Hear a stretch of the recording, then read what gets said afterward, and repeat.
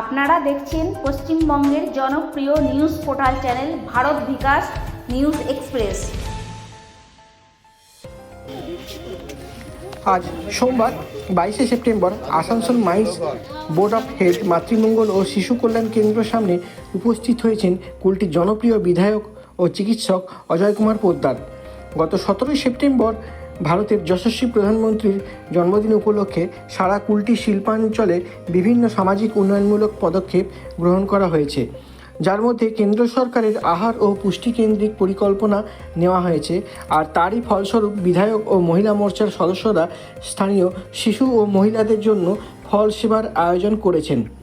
বিধায়ককে কাছে পেয়ে খুশি স্থানীয় বাসিন্দারা। নিজস্ব প্রতিনিধির রিপোর্ট কুলটি পশ্চিম বর্ধমান জেলা থেকে।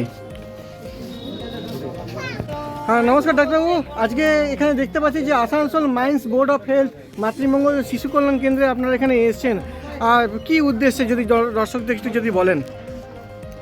আজকে আমাদের এখানে এমএলএ সাহেব এসেছেন ফল বিতরণের জন্য। হ্যাঁ, এখানে আজ আমাদের মোদিজির অ্যাকচুয়ালি জন্মদিনের উপলক্ষে এটা পালন হচ্ছে। ফল বিতরণ, ব্লাড ডোনেশন ক্যাম্প, হ্যাঁ, তারপরে কাপড় বিতরণ, এগুলো মোদিজির জন্মদিন উপলক্ষে হচ্ছে। তার জন্যই এখানে ডাক্তার সাহেব এসেছেন। আমাদের ফার্স্ট মানে এই আমাদের প্রথমে আগে ঢুকতেই দেওয়া হতো না। এনাদের এত অসুবিধা, এনারা যে আজ এখানে বলছেন, হ্যাঁ, আমরা সেই জায়গাটাতে আজ এতটা তৈরি করতে পেরেছি, তার জন্য এনাদিকেও ধন্যবাদ। এনারা ওই জায়গাটা করে দিয়েছে, সেই জন্যই ডক্টর সাহেব এসেছেন। হ্যাঁ, এখানে আপনারাই জায়গা করে দিয়েছেন। ওনারাই জায়গা করে দিয়েছে। মহুয়া রায়, আমি জিএস হচ্ছি মন্ডল 3।